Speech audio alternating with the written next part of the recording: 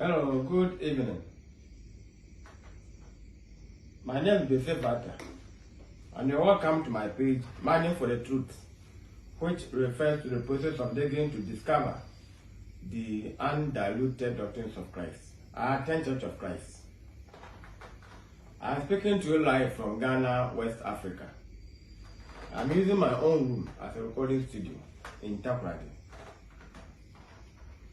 I welcome all my viewers from all over the world: Australia, USA, Nigeria, Dubai, everywhere in Ghana. You are welcome. I thank all my donors who have been sending me money for credits to buy data.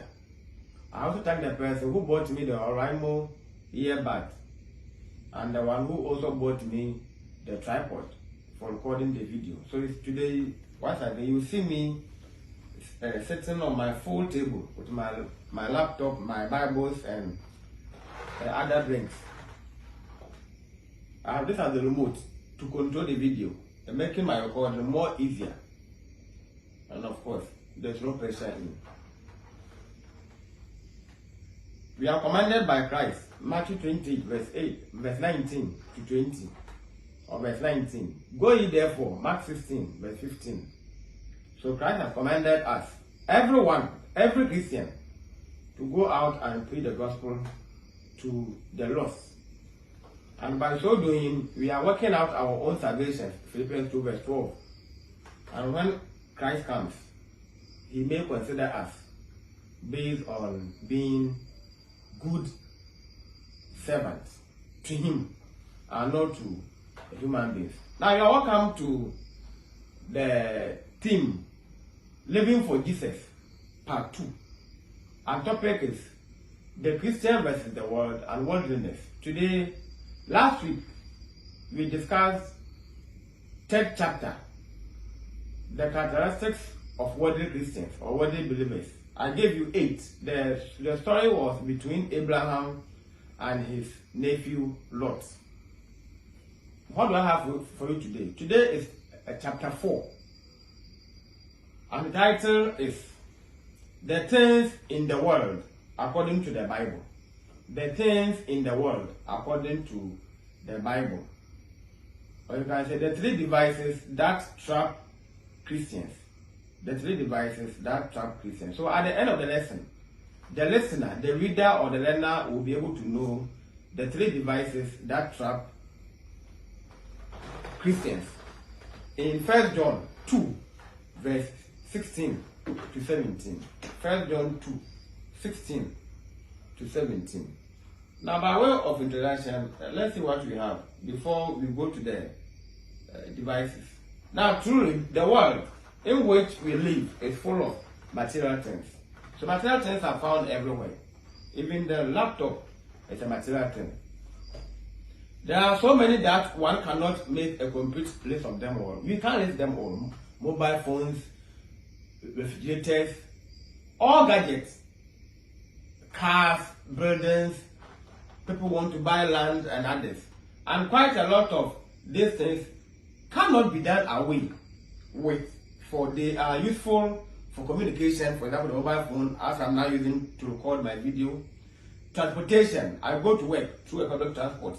Our comfort, they have to have a room to stay in. Of course, having a fan, some have air conditions.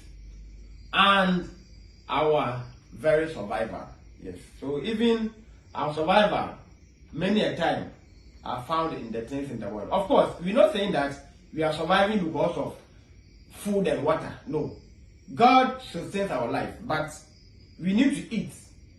We need to eat food and then grow. So the food could be a source of survival. However, we Christians have been warned by the Holy Scriptures against loving the world and loving the things in the world. 1 John 2, verse 15 and 16.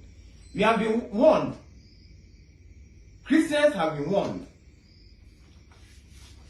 by the Holy Scriptures or the Bible against loving the world.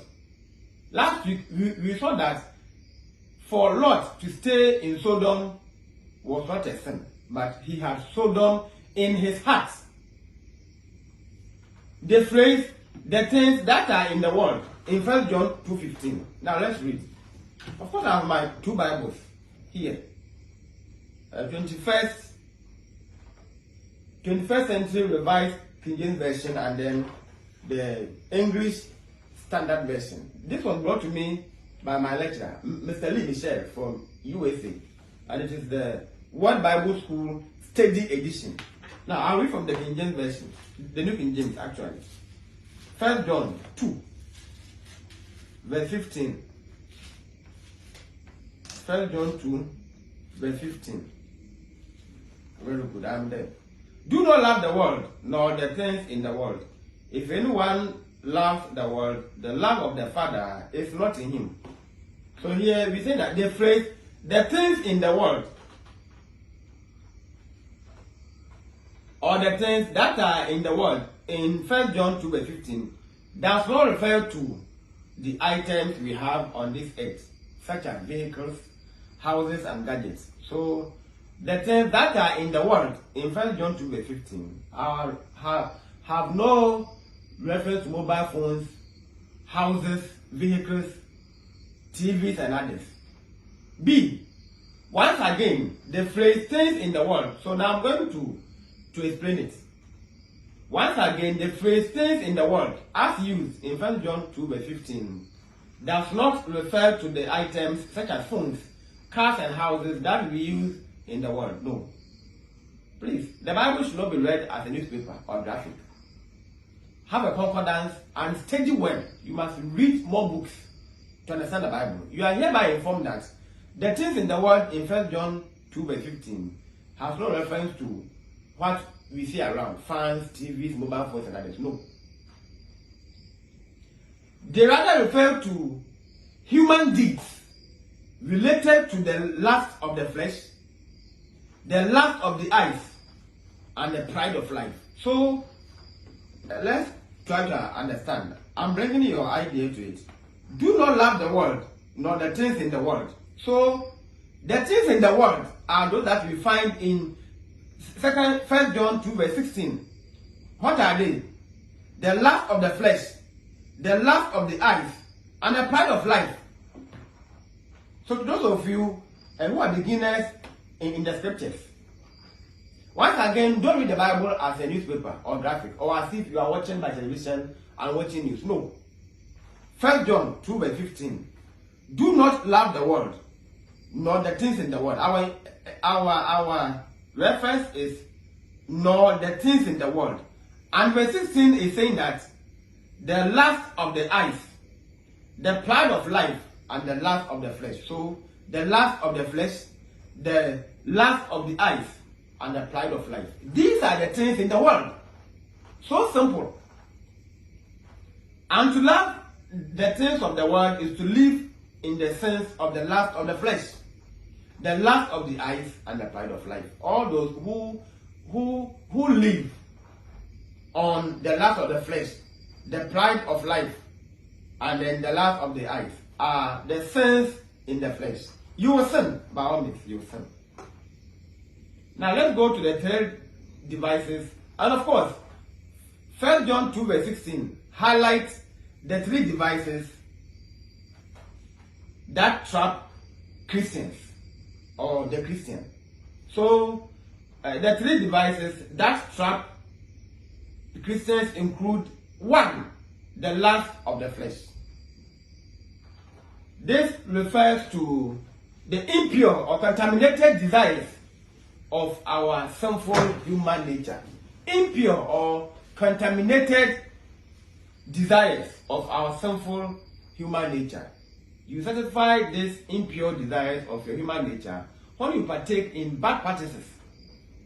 So whenever you are doing something which is contrary to the scriptures, or which is so bad and odd, morally impure or incorrect, morally contaminated, then it means you're trying to satisfy the lust of the flesh. That makes you feel satisfied. For example, vengeance.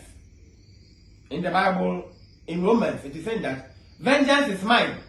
So vengeance, we have drug abuse, we have alcoholism, masturbation, adultery, fornication, uncleanness, lasciviousness, mockery, idolatry, witchcraft, hatred, discrepancy, emulations, wrath, strife, heresies, envy, murders, drunkenness, and reveling. Galatians 5 verse 19 to 21. Galatians 5. All these are bad or impure nature, and it is sinful, of course. Lust of the flesh. Galatians 5 verse 21. Verse 19, sorry, to 21. The sins of the flesh, officially, in case you are unaware, of course, by paraphrasing.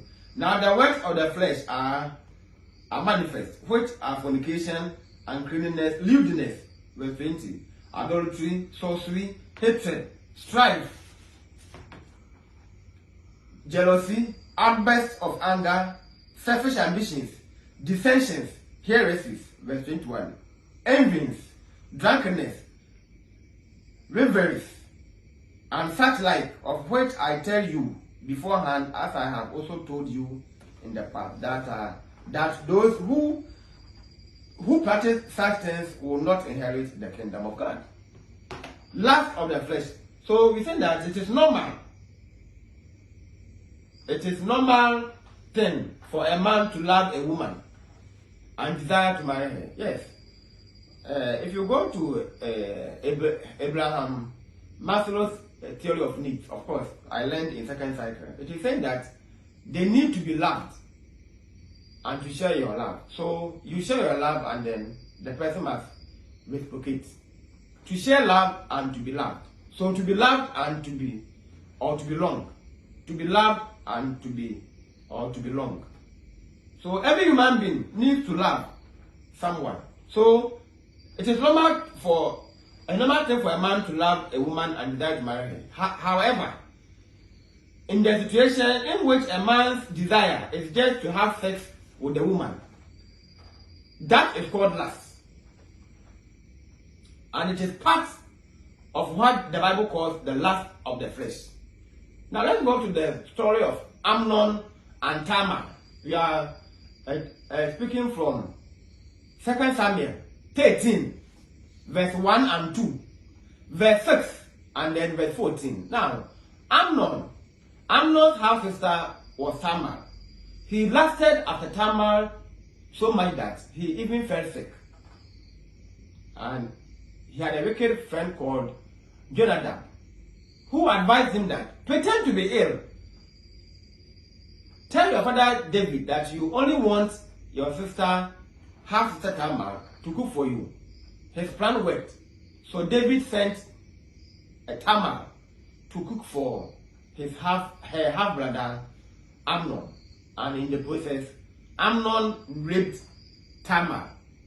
Now, after the rape of Tamar, Absalom, the brother of Tamar, so the full sister of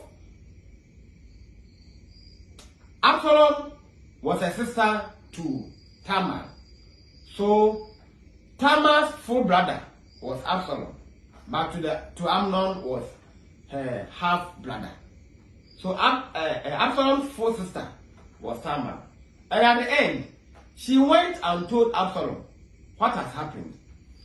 Absalom cooled Tamar down. So after the rape of Tamar, Absalom, the brother of Tamar, was greatly offended, though he consoled the sister that, oh, don't worry, but Amnon is your brother, so don't worry. But let's look at his evil plan of Absalom.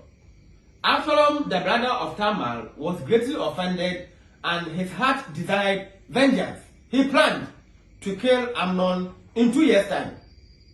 Go to 2 Samuel 13 verse 22, verse 23, verse 28 to 30. Now this is what Absalom did. Now consequently, he killed his half-brother Amnon to satisfy his thirst for vengeance, making him also a victim of the lust of the flesh. For vengeance too is a sinful desire of man. Now, what Absalom did was that he persuaded King David, his father, that he desired that Amnon should accompany him for a party, if you want to paraphrase it.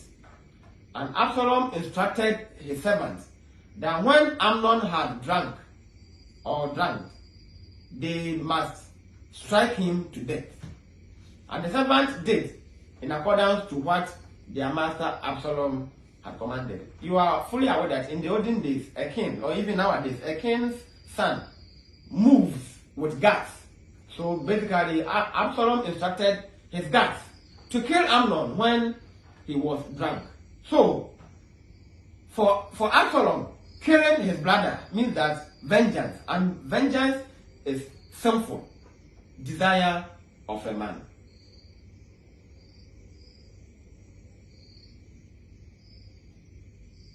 Now, point 2, the lust of the flesh. The lust of the flesh.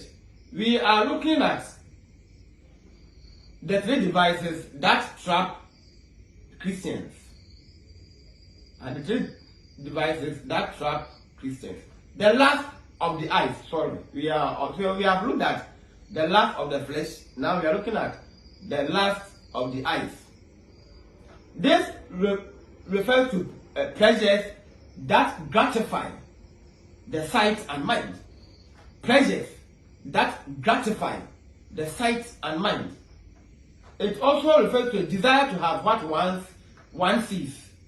The desire to have what one sees. Oh, I prefer to buy a car. Oh, I want this house. How I wish I have this and that. Desire to have what one sees. It leads to covetousness and the desire for someone's partner. Yes, you can easily convert your friend's wife or husband. It leads to lust than love. Lust of the eyes leads to lust than love, The lust of the eyes leads to many things such as greed and extravagance. And we know greed. The desire to have it by force. And the extravagance is wealth, as evidenced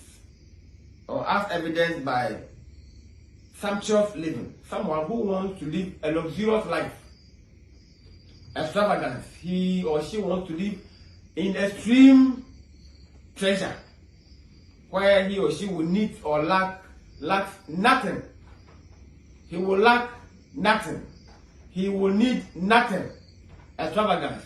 It also makes men stare lustfully at women on end. Matthew 5 verse 28. We are still on the lust of the eyes. Matthew 5 verse 28. So let's see something here. But I say to you that whosoever looks at a woman to lust after her has already committed adultery with her in his heart. It makes men to stare, or it makes men stare lustfully at women on end. On end means that he or she, the man wishes to sleep with the woman at the end. So let's see some examples of the lust of the eyes. 2 Samuel 11 verse 1 to 4. It's a story of David, second king of Israel. Now, King Saul was a king who always led the Israelites into war. King David was a lazy king. And instead of him to go to war with his nation, he chose Joab, his nephew, as the commander. So as he was walking on his roof, he saw Bathsheba bathing. He saw, he watched, he lusted after her. He sent for her, and then it ended in rape. So this is the first one. It was the eye of the flesh, it was the lust of the eyes that made King David commit adultery with Bathsheba, the wife of Uriah. Point B. We are still on the lust of the eyes. B. It was the lust of the eyes. That is why Shechem raped Dinah. Genesis 34 verse 2. Yeah, Jacob and Leah had a child called Dinah. They went and settled in Canaan. And Dinah preferred to sneak out to observe, to see, to watch, to observe what the Canaanite women were doing, how they dressed, how they danced, what was fashionable among them. And she wanted to get acquainted as well, that, hey, I am Dinah, we just came here. So she went there for illegal socialization. I'm not sure that the parents were aware. However, the end was that she was raped by the prince of the land called Shechem. See, the last of the eyes led Achan to take the forbidden item from the spoils of Jericho. Now go to Joshua 7, verse 20 and 21. Joshua 7, verse 20 and 21. And Achan answered Joshua, truly I have sinned against the Lord God of Israel. And this is what I did. Verse 21. When I saw among the spoil a beautiful cloak from Shinar, and 200 shekels of silver, and a bar of gold weighing 50 shekels. Then I coveted them and took them, and see, they are hidden in the earth inside my tent, with the silver underneath. So Achan, God has warned that they should kill everyone there. They shouldn't take a thing. But Achan lasted with his eyes, and therefore he stole what God had forbidden. So therefore, Israelite was losing the war. And if you continuously read, he was killed by stoning and shot with the family. None was spared. D, the last of the eyes that misled Eve. It was the last of the eyes that misled Eve. Yes, it was the last of the eyes that misled Eve. Genesis today, verse 6. Let's see something in Genesis. So the same last of the eyes misled Eve. The 11 verses of Genesis. So when the woman saw that the tree was good for food, and that it was a delight to the eyes, and that the tree was to be desired to make one wife. Yes. Now, on the first statement, it says that, and when the woman saw last of the eyes. Now, we move on by ending the second point, the last of the eyes. The last of the eyes, its kin and materialism are responsible for dozens of crimes committed. People kill others just to have their personal properties. Yes, they kill to have their properties, not knowing that they are perishable. Wives and husbands, if you are not careful, someone will kill you for your partner because of the lust of the eye. For example, the woman is beautiful, for that the man is well built in stature, in complexion, body appearance, and others, maybe muscular. Also, robbery and theft are sins that are influenced by the lust of the eyes. Yes, because he saw the man driving, or the thief, they want to own iPhone. So they have seen that there's a shop somewhere. They will find means to break in to have the phones, or kill someone for his cars and others. The lust of the eyes has made most churches of Christ members prefer buying bigger televisions to watch useless movies and programs than having a library to study the Bible at home. I repeat this side. This is my own church. The lust of the eyes has made most churches of Christ members prefer buying bigger televisions to watch useless movies and useless programs than buying or than having a library to study at home. Go to their homes and see. When I come to your house, the first thing I observe, or the first thing I prefer to see, if you have a library. Now someone may ask, do you have a library? Yes, I have a library, but it is inside my room. I have a bookshelf there, mounted on the wall, and I have a standing library. But for some reasons, I have not decided to mount it. And if I don't read, how can I come online to teach the Bible? Of course, I have TV. Now it's spoiled. Initially, I wasn't even watching. I was using to watch movies. I don't watch TV. It is a time wasting, and it will waste my eyesight to watch TV at this age. I'm supposed to use my eyes to study the Bible than to watch the TV. The TV will not save me, but by studying the Bible to preach, maybe Christ may have a mercy upon me to give me salvation at the end. So we say that once again, the last of the eyes, now I want to stress on this, has made most Churches of Christ members prefer buying bigger televisions to watch useless movies and useless programs than having a library to study the Bible. You know, if you go to their homes, they sit by TV and then they laugh, and then they sleep. So Satan has his powers on them to use them, because once he comes and sees that you're not reading the Bible, he gives you work to do, every work to do for him. The last of the eyes has made, okay, so that one is dealt with. The entire family have even been separated by television and mobile phones. If you go to the homes where the TV is bigger than the library, some even don't have the library at all. So in family where the TV is bigger than the library, the entire family have been separated by television and mobile phones. So the father is watching TV, the children are on WhatsApp, and the mother is also doing something elsewhere.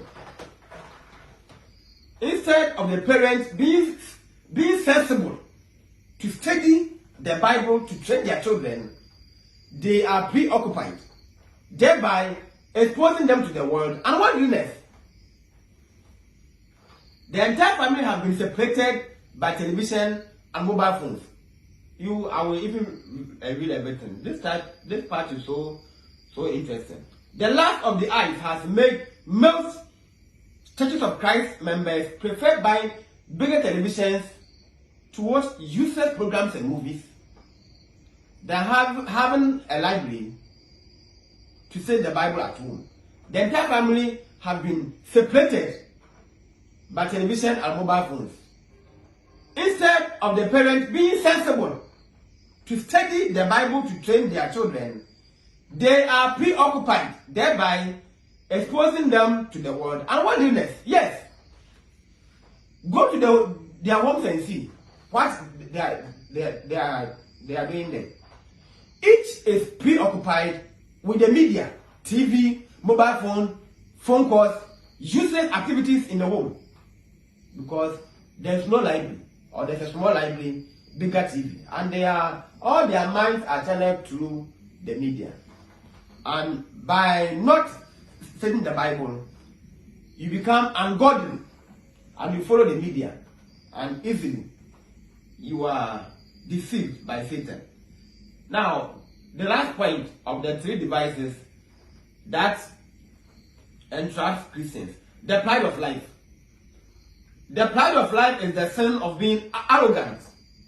The pride of life is the sin of being arrogant or boastful of what one has achieved. Yes, nowadays, if you look through the media, they are showing their cars. I have this garage, I have this, I have that, I have this. That's what we have been hearing, I think, since we began this year. It is also the sin of seeing others as inferior on account of achievement, riches, personality, or status. Some are so proud that they underestimate people who are poor. Of course, they are rich. So if you are not up to their status, they look down upon you. It is also the sin of seeing others as inferior on account of achievement. Now, this is what you have and comparing to others: riches, personality, or status. Examples are self-righteousness or feeling more righteous than others. Yes. So pride of life is when someone would think that he's so righteous than the other.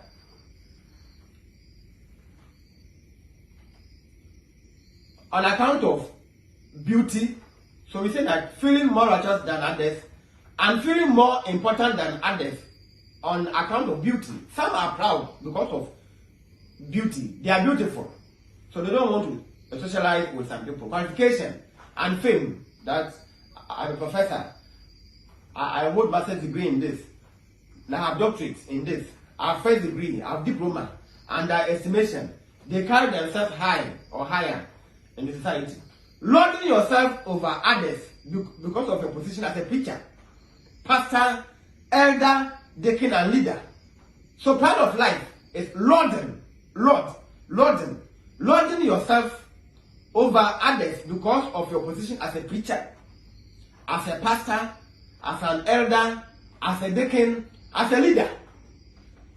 So the person becomes pompous because now he has joined the leadership. Now he's a preacher. Now he's a pastor. Now he's a committee member. This is being glory seeking. The person is hungry for glory. The part of life means hungry for glory. Glory seeking. It is antichrist nature, in case you are unaware. From all that I have read, it is antichrist nature. So you are an antichrist. A of the pride of life. We have a king called Nebuchadnezzar. Daniel 4 verse 30. There was a king called Nebuchadnezzar. Now, the second, of course. One day he was walking on his roof and he said, isn't this the city that I Nebuchadnezzar have built from my own might? He forgot that whatever he had was from God. So he was praising himself. That's why we say that the pride of life is the sin of being arrogant or boastful of what one has achieved. So he was boasting of what he has achieved. He thought he achieved by his might or ambition. Later for him to know that God helped him to reach where he was. So if you go to the verse 31 to 33, God dealt with Nebuchadnezzar for his pride of life, by turning him into a beast to humble him. So when, for 7 years, he became a beast, ate the grass, lived among the animal kingdom. And when the 7 years was over, he came back to his senses, and then he was praising God, that God is a God who can humble you. Now, conclusion, we're saying that love for the things in the world is responsible for numerous sins.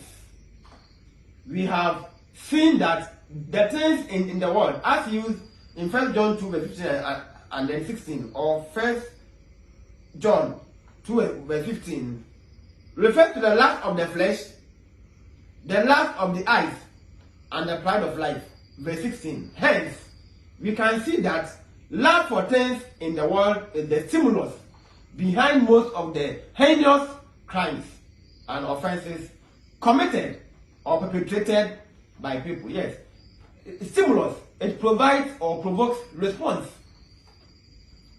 The things in the world, the pride of life, the lust of flesh, the lust of the eyes, they stimulate.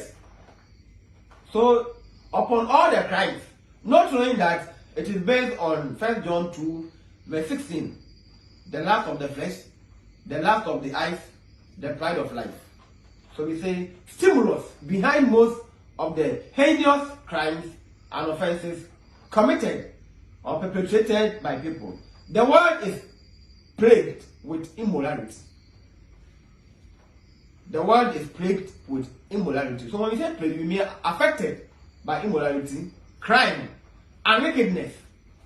Just because the human inhabitants of the world are continually practicing bad deeds to satisfy their lust or desire for sex, drugs, alcohol, power, fame, glory, and also to take what other people possess. I thank you for your time, for joining me this evening. Saturday, I have a program. I have a preaching at University of Mines and Technology, Tekwa, the campus. The program will start at 12 p.m. I'll be the second speaker. Cessation of tongues. Cessation of tongues. So you are invited. That's why I've come here to record live in the evening. So by God's grace, Saturday I will not be available to come live. So I'm sorry for starving you last week and then this week as well, all because of some activities. Until then, thank you for your time. If you want to call me, number is 0248 026557. You can call or chat. If you want to send money, you can see the same number, or you can call for an account. Once again, my name is Joseph Vata, and I'm in Ghana. Thank you for your time. Bye bye.